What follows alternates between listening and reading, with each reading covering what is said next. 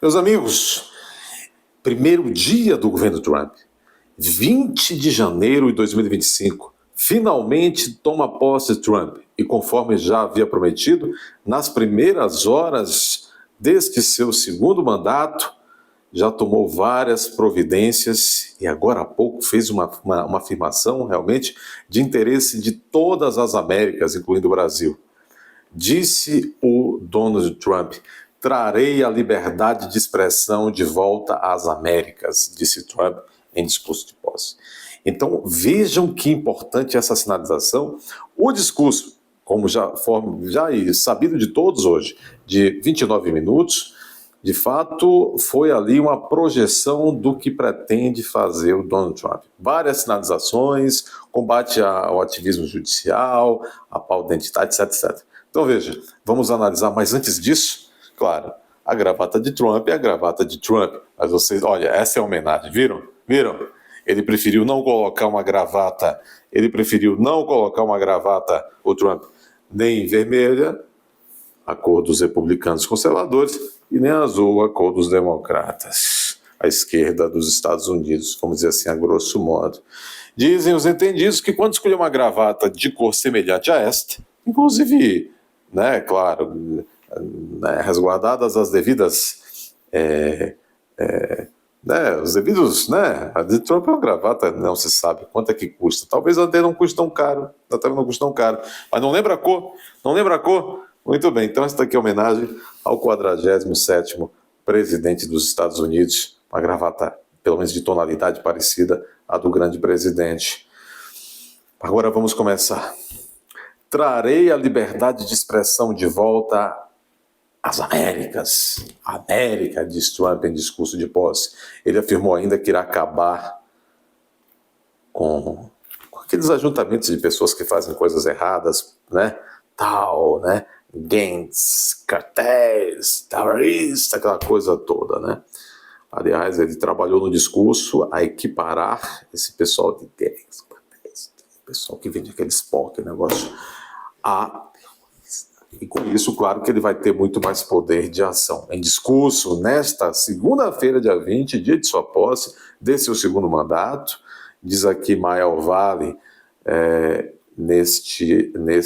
nessa matéria do Diário do Poder, do veterano jornalista Cláudio Humberto, o presidente dos Estados Unidos afirmou que trará de volta a liberdade de expressão, foi o que disse Trump. A cerimônia foi realizada dentro do Capitólio, na capital estadunidense, Washington, devido ao frio extremo. Disse ele, aspas, assinarei um decreto para imediatamente pôr fim à governamental e trazer de volta a liberdade de expressão para, declarou Trump. Trump afirmou ainda que vai convocar toda a força de segurança pública para acabar com todas as cremosas e organizações internacionais. E tem muitas, viu, Trump? Esta foi a segunda vez que Trump se tornou presidente dos Estados Unidos, 47º chefe de Estado da maior potência mundial. O primeiro mandato como presidente, todos se recordam então. Então vejam vocês o impacto disso, e não à toa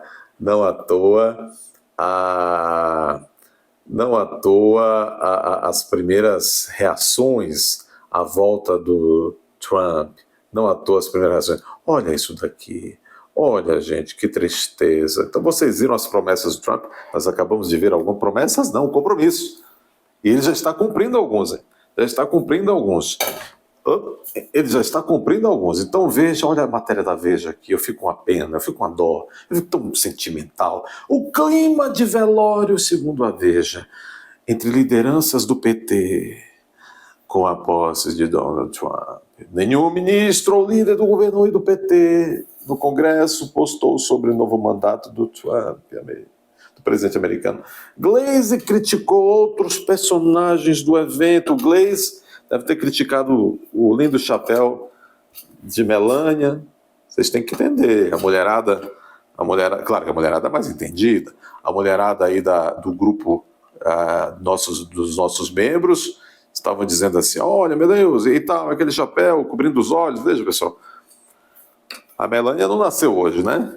Se a Melania está usando aquele modelo de chapéu e naquele ponto, naquela altura dos olhos, que de fato não dá muito para ver os olhos, ela tem uma proposta com aquilo, né? A Melania não dorme de touca. A Melania é uma mulher do mundo da moda, não é de hoje, não é isso? Não é de hoje. Então, não vamos querer ser mais reais do que o rei. Mas viva a liberdade de expressão. Podem comentar, cada um tem opinião, é isso mesmo. E vocês são maravilhosas. Vamos aqui continuar. Clima de velório no governo do PT. O retorno de Trump à Casa Branca, a segunda Veja, tomou conta dos jornais do mundo todo nessa segunda-feira 20. Mas o assunto foi ignorado pela maior parte dos principais deputados e senadores do PT, o maior partido de esquerda do Brasil, que estava só diminuindo. E a sigla do presidente e tal. Meu Deus. Que tristeza, que tristeza. E tem muito mais, só para encerrar o vídeo. Que tal, talvez mereça aqui uma atenção, esse chororô dos colunistas de UOL.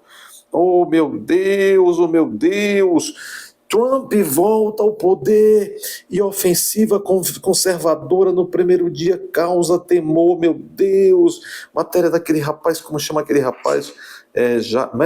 Vamos aqui relembrar o nome dele, porque como é o nome desse rapaz? Vamos aqui, ó. Casa Branca neste 20 de janeiro, ele deve tomar posse na presidência daqui a pouquinho, quebrando um novo recorde com as assinaturas de mais de uma centena de medidas logo depois do juramento, previsto para as 2 da tarde, pelo horário de Brasília. São temas que vão desde a segurança na fronteira até a produção de óleo e gás. Algumas já foram anunciadas ainda durante a campanha, com o perdão a pelo menos parte dos condenados pela invasão ao Capitólio em 6 de janeiro de 2021. Jamil, começo com você, a gente vai ter aí uma inauguração. Oh, meu Deus, o Jamil Chad, acho que é assim que se fala, está lá nos Estados Unidos, vai começar o chororô. O título da matéria é Trump volta ao poder com atos conservadores, personalidades. Ceremony, né, como eles chamam, a cerimônia de inauguração, começando daqui a pouquinho, às 11h30, aí tem as apresentações musicais, depois você vai ter o juramento do Vance, o juramento do próprio Trump, Biden depois deixa a Casa Branca, acho que antes tem até a cerimônia do chá, mas é um dia muito simbólico, né, com esse retorno de Donald Trump à Casa Branca, depois de tudo que aconteceu no Capitólio, dele estar morto politicamente. Acho que não tem como a gente deixar de começar o programa falando disso, dessa ressurreição de Donald Trump. Bom, se Donald Trump é ressurrecto, por que o Bolsonaro não pode, né? Realmente impressionante a história, porque de fato era alguém que foi considerado como um morto político depois da derrota para Biden e depois também de 1 milhão de mortos nos Estados Unidos por conta da Covid. Vamos lembrar que sempre esses contrários à verdade, colocando na conta de... Gente, tal qual no Brasil, o Trump colocou toda a estrutura do Estado, as finanças do Estado, para proteger as pessoas naqueles tempos difíceis. Mas não comentem não, porque a plataforma não gosta que comente sobre aqueles tempos difíceis, você prejudica o canal. Mas eu só para pontuar como essa gente trilha pelo caminho contrário à honestidade. Isso obviamente teve um impacto gigantesco. Depois de todos os processos judiciais contra ele, ele foi condenado, ele é o primeiro presidente americano condenado a assumir a presidência, né? Então, de fato, você tem... Aí você vê, esse espantalho, Jamil Chad, dizendo, vocês sabem que Trump foi condenado por aquelas baboseiras, né? Vocês sabem como é que o promotor até saiu do Ministério Público, sumiu, né? Então, olha o puritano Jamil Chad, gente. Trump, primeiro condenado a assumir a presidência americana. Vem cá. O presidente deles, dessa gente daqui, que vocês sabem do UOL, o presidente deles foi bicondenado em 2 processos, em 3 instâncias. Eles acham natural. não é? Uma série de histórias que elas se entrelaçam, que elas basicamente poderiam colocar qualquer um numa direção de não voltar ao poder, de não ter qualquer história para ser contada de volta ao poder. Mas não é isso que aconteceu. Donald Trump condenado, Donald Trump com 2 tentativas de assassinato, Donald Trump que perdeu uma eleição e basicamente foi considerado como um morto político, retorna à Casa Branca ainda mais poderoso no sentido institucional, com a Câmara dos Deputados, com o Senado, com a Suprema Corte conservadora, enfim, ao seu lado. Não e aí obviamente uma tentativa que a extrema-direita faz de mudar a narrativa dizendo que foi a maior vitória. É claro que tudo que não é extrema esquerda, eles chamam de extrema direita. E olha o Jamil Chad, esse sujeitinho tentando desnaturar o tamanho da vitória do Trump. Ele acha que não foi grande, ele acha que não foi a maior vitória. Cite uma aí. Talvez o quê? Talvez o quê? Uma das vitórias do Ronald Reagan poderia fazer um pouco aqui da história não é verdade, em termos de números não é verdade. A diferença entre ele e Kamala Harris foram de 2 milhões de votos, lembrando que Obama, por exemplo, teve uma diferença de 10 milhões de votos na sua vitória em 2008. Então não é verdade essa história de que é a maior votação da história, não.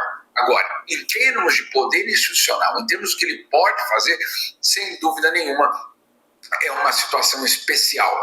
Tão especial que ele vem justamente com todo esse discurso extremamente agressivo. Ontem, o comício em Washington deu um pouco do... né? Quando ele fala essa palavra que ele acabou de mencionar, significa que, na verdade, o Trump está assertivo. Assertivo. Ele sabe o que quer e dentro das instituições, com base no respeito à Constituição, ele vai fazer o que tem que fazer. É assertivo, só que ele usa essa outra palavra. O contrário disso é pamonha. Vocês já viram o que é que a esquerda faz com o presidente pamonha, né? Em várias partes do mundo nós já vimos o que a esquerda faz com o presidente pamonha. Então está andando muito bem o Trump no primeiro dia. Do que pode ser justamente esse primeiro dia no poder, com muitos decretos que, claro, não precisam nem passar pelo Congresso, pelo menos... E agora há pouco Trump fez uma cena inusitada que marcou para a história. Ele disse, nunca se fez isso, ninguém vai fazer isso. Ele assinou boa parte desses decretos num ginásio de esportes lotado, ali com a escrivania oficial ali da presidência, ele ali assinando e tudo mais, com o povão lá, rapaz. No momento, e que, claro, atropelariam de uma certa forma o próprio processo democrático aqui nos Estados Unidos. E essa é a grande preocupação, Raquel, justamente de que ele vai jurar. Você vê, olha com o raciocínio tortuoso dessa gente. Isso aqui é um caso psiquiátrico clássico, né? A minha amiga aí, que está na Flórida, cuja mãezinha é médica aposentada, não é? Me indicando aquelas bibliografias bacanas. Isso é um caso clássico de psiquiatria, né? Quer dizer, o sujeito está dizendo o seguinte, que Trump, que foi um presidente que realmente chega ao poder agora, esse é o fato, Trump chega ao poder com um presidente extremamente autorizado pela população. Aí ele está dizendo que se Trump agora, de fato, pegar o mandato que a população lhe deu assim, em números exorbitantes, e tratar de fazer o que ele foi autorizado para fazer, ele está colocando a democracia em risco.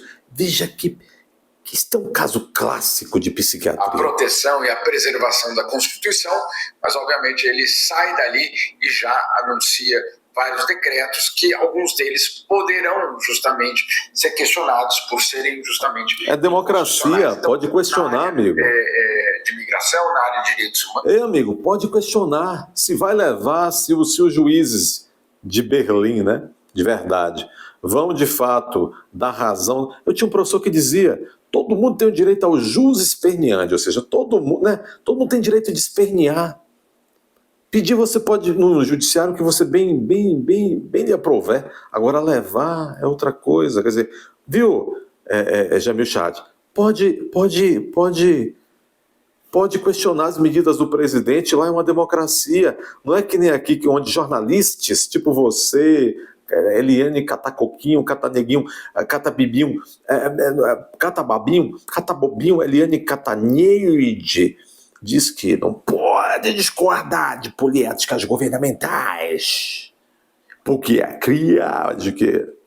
Então, entendeu? Lá pode, Jamil. Em várias outras áreas. Eu vou dar alguns exemplos aqui de coisas que poderemos ver aí durante o dia. Uma delas, por exemplo, é retomar a exploração. O cara vai falar abobrinha. O que nos interessa é o seguinte: olha o título dessa matéria, né, que acabou.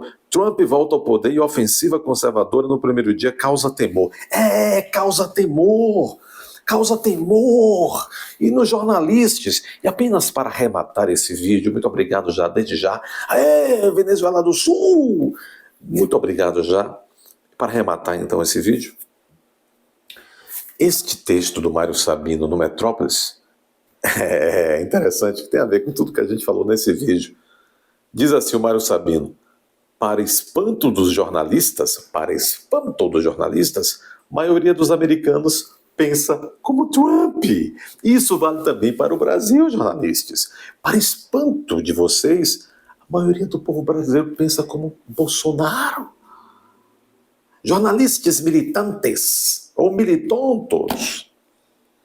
Vamos ver só um pedacinho desse texto que é longo do Mário Sabino. Ele também é um pouco militonto às vezes, mas às vezes ele, né? Para espanto dos jornalistas, a maioria dos americanos pensa como Trump. É o que diz uma pesquisa publicada pelo New York Times, mas ufa! Né? Os americanos apoiam mais os planos de Trump do que apoiam o próprio Trump. Mário Sabino, né? Dá uma no cravo ou na ferradura, né? Mas é isso. É isso. Isso vale muito, vou nem ler. Isso vale muito. Porque, olha só, o título já dá para raciocinar. Os jornalistas se espantam quando percebem que a maioria dos americanos pensam como Trump. Ou quando percebem que a maioria das pesquisas estão aí, a maioria dos brasileiros, a maioria pensa como Bolsonaro.